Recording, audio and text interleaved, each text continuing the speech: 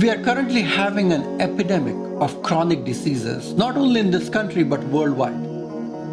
There are about 500 million people around the world who are obese. There are about 2.3 billion people, which is 1/3 of the world's population, which is overweight. If you look at this country in United States, we have about 67% of the country which is overweight. We have about 33% of adults which are obese, simply obese. 30% of all the kids in United States are overweight. We're talking about a global epidemic of diabetes, which is diabetes and obesity together.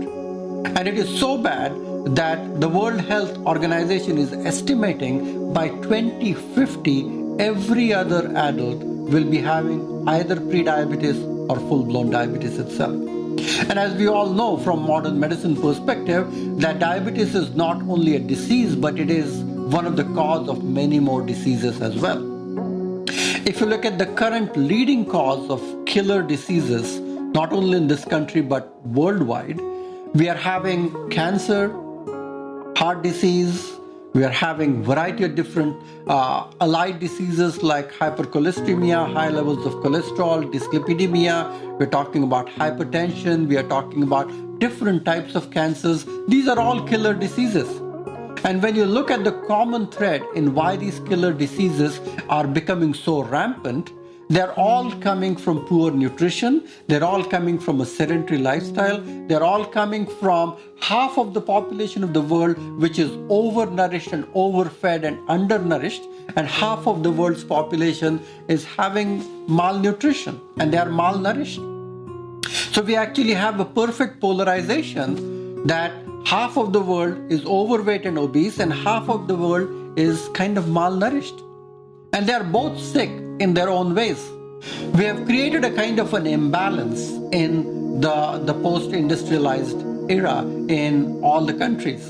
And especially the developing countries are being hit the most because they have to take care of those people who are poor and malnourished as well as those people who are overweight and obese at the same time. So we have to go back and start educating our own children, our own people, the whole strata of society, and how these different foods, which are actually related with creating an epidemic of prediabetes, diabetes, overweight, obesity. Many of these diseases are actually related to many other chronic diseases. Whether we talk about heart disease, whether we talk about high blood pressure, whether you talk about high levels of cholesterol, whether you talk about Alzheimer's disease, dementia, cognitive diseases. Nowadays, they are actually talking about Alzheimer's disease as type 3 diabetes.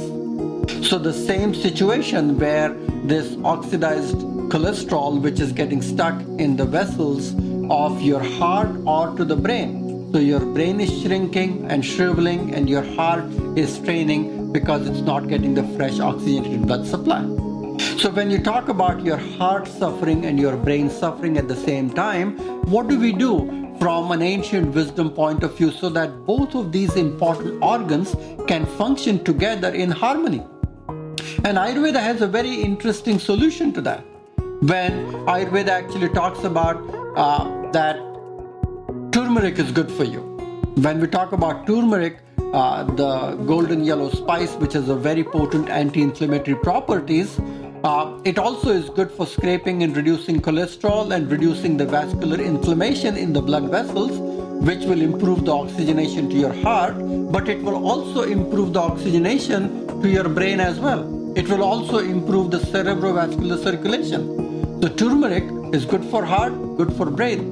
When you do alternate nostril breathing or pranayama, as yoga tells us about, the alternate nostril breathing is good for heart, good for brain. When you do a brisk cardio exercise, when you do brisk walking, good for heart, good for brain. When you get enough sleep, good for heart, good for brain. When you get good deep meditation as a part of your daily routine, it's good for your heart, good for your brain. It lowers your blood pressure, it regulates the functioning of your nervous system in a very systematic manner.